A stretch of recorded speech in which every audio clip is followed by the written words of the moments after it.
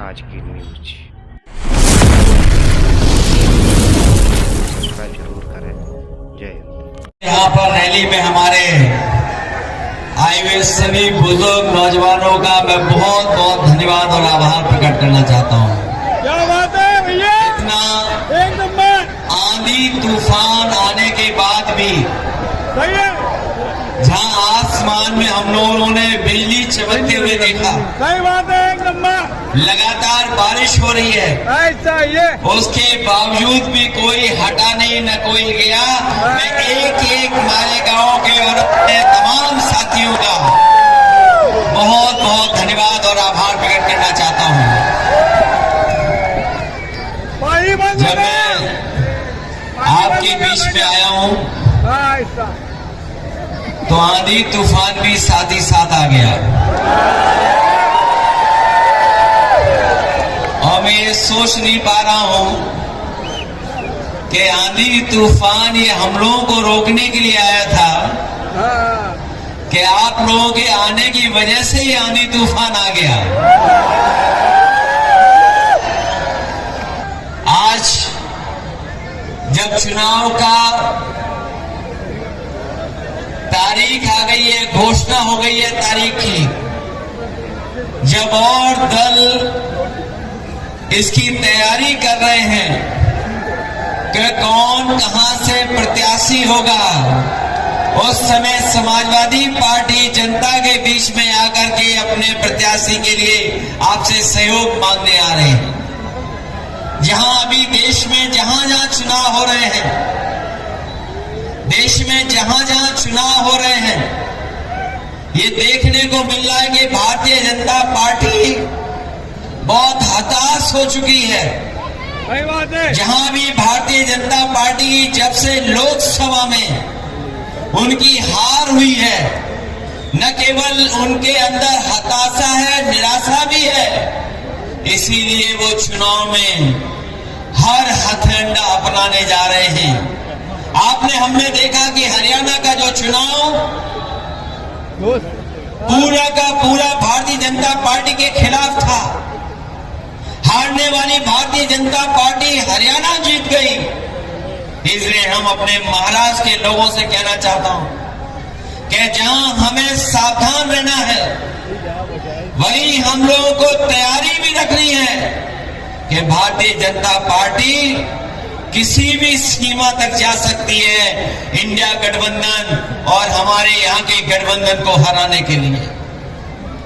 जहां तक गठबंधन की बात है, मुझे खुशी है इस बात की कि इंडिया गठबंधन ने भारतीय जनता पार्टी का मुकाबला किया और भारतीय जनता पार्टी को पीछे करने का काम किया। जो 400 पार का नारा दे रहे थे, वो बहुमत की सरकार नहीं बना पाए, उन्हें दूसरे दलों का सहारा लेना पड़ा।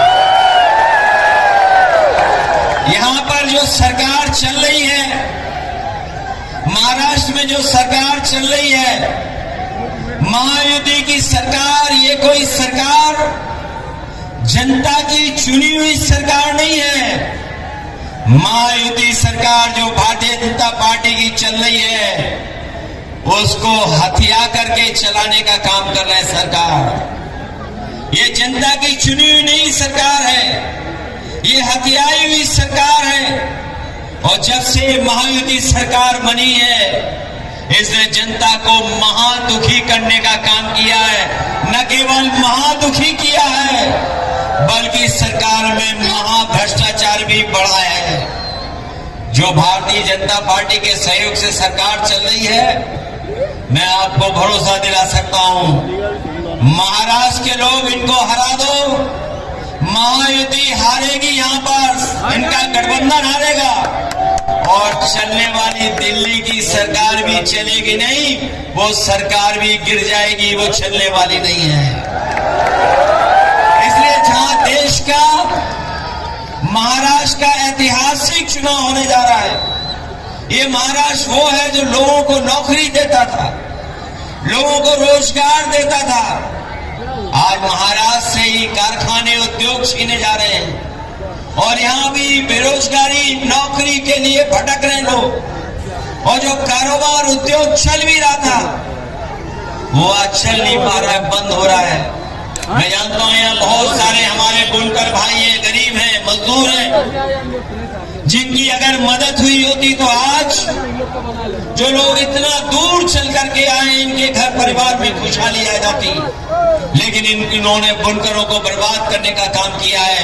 मैं अपने तमाम बुनकर भाइयों को कहना चाहता हूं, जब भी समाजवादी लोग सरकार में आएंगे, दिल्ली में तो आवाज उठाएंगे ही उठाएंगे, लेकिन महाराष्ट्र में जब ताकत मिल जाएगी तो विधानसभा में अबू आसिम आजमी और आपके विधायक आपके लिए लड़ करके आपको न्याय के साथ साथ आपके घर परिवार में खुशहाली लाने का काम करेंगे। आपके बीच आने से पहले बहुत सारे संगठन मुझे मिले हैं, बहुत सारे आपके बीच के बुद्धिजीवी, आपके बीच में कई संगठन चलाने वाले लोग मुझे मिले हैं। उन्होंने न केवल अपने बुनकर भाइयों की आवाज को हम तक पहुंचाने का काम किया, वही जिस तरीके से मॉब लिंचिंग से लेकर के हमारे आपके धार्मिक और उन पर समय समय पर जो सवाल खड़े करते हैं, भाषणों से हमारे आपके लोगों को अपमानित करते हैं, हम आपको भरोसा दिलाते हैं न केवल उत्तर प्रदेश में बल्कि देश में जब कभी भी आवाज उठाने का मौका मिलेगा, ऐसे सख्त कानून बनेंगे कि कोई मॉब लिंचिंग की तरफ या किसी के भगवान के या धर्म के खिलाफ कोई बोल नहीं पाएगा। जहां एक तरफ ये तमाम सवाल हैं, वही समाज को बांटने के लिए इन्होंने जो वक्फ को लेकर के एक देश में छेड़ने का काम किया है। जिस समय लोकसभा में बिल पेश हुआ था, हम लोगों ने उस समय भी आवाज उठाई थी और कहा था कि ये वक्फ का बिल जो आ रहा है, ये खासकर मुसलमान भाइयों को परेशान करने के लिए, उनके जमीनों को छीनने के लिए आ रहा है। ये भारतीय जनता पार्टी जमीनी पार्टी बनकर के जमीनें छीनना चाहती है। हम आपको भरोसा दिलाते हैं जो बिल जमीन और सम्मान और आपके खिलाफ आया, उसकी भी हम लोग पूरी तरीके से विरोध कर करके उसके खिलाफ खड़ा होने का काम करेंगे। मैं इस मौके पर मैं आप सबका बहुत बहुत धन्यवाद और आभार प्रकट करना चाहता हूं। मैं देख रहा हूं बारिश रुक नहीं रही है, बादल और बिजली चमक रही है, अभी भी बादलों से आवाज सुनने को मिल रही है। ये आपकी आवाज से बादलों में आवाज मिल रही है और हम आपको भरोसा दिलाते हैं कि समाजवादी पार्टी यहां से चुनाव लड़ेगी और हम लोग आपके बीच में आकर के दोबारा वोट मांगने का काम करेंगे। आज तो केवल बारिश आई है, लेकिन मैं जानता हूं जब वोट पड़ेगा तो हमारे गांव के लोग, हमारे अपने लोग एक एक वोट की बारिश कर करके समाजवादी पार्टी को जिताने का काम करेंगे। ये बारिश हमें भरोसा दिला रही है कि जब वोट पड़े तो बारिश की तरह वोट पड़ेगा, जैसे बूंद गिरी है वैसे ही वोट भी भारतीय जनता पार्टी के खिलाफ पड़ेगा। मैं इन्हीं शब्दों के साथ जो बारिश में खड़े हैं लोग, मैं इतनी कार्यक्रम को सफल बनाने का काम किया, जहां हमारी सब व्यवस्था खराब हो गई उसके बाद भी आप लोग मौजूद हैं। मैं आप सबका बहुत बहुत धन्यवाद देता हूं। शायद ही हम अपनी पार्टी के प्रत्याशी शाहीन हिंद जी का धन्यवाद देता हूं। हमारे साथ मंच पे रईस शेख साहब हैं,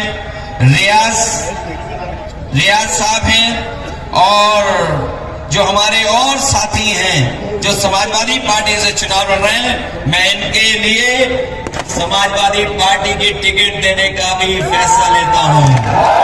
अबू आसिम आजमी ने जो सिफारिश की है हमारे रईस शेख साहब की, उनके साथ ये हमारे दूसरे साथी हैं रियाज आजमी जी, भिवंडी बैस के हैं। हमारे रईस शेख तो पहले से ही विधायक हैं भिवंडी ईस्ट के, और शाहीन हिंद जो आपके बीच की हैं, इनके लिए हम लोग समाजवादी पार्टी के पक्ष में वोट मांगते हैं। मैं इन्हीं शब्दों के साथ आए हुए सभी साथियों का बहुत बहुत धन्यवाद देता हूं, आभार प्रकट करता हूं। जैसा उत्तर प्रदेश ने कमाल किया है, सबने मिलकर के बीजेपी का मुकाबला किया और ऐसी हार कभी बीजेपी ने सोची नहीं थी जो उत्तर प्रदेश की जनता ने उन्हें हराने का काम किया है।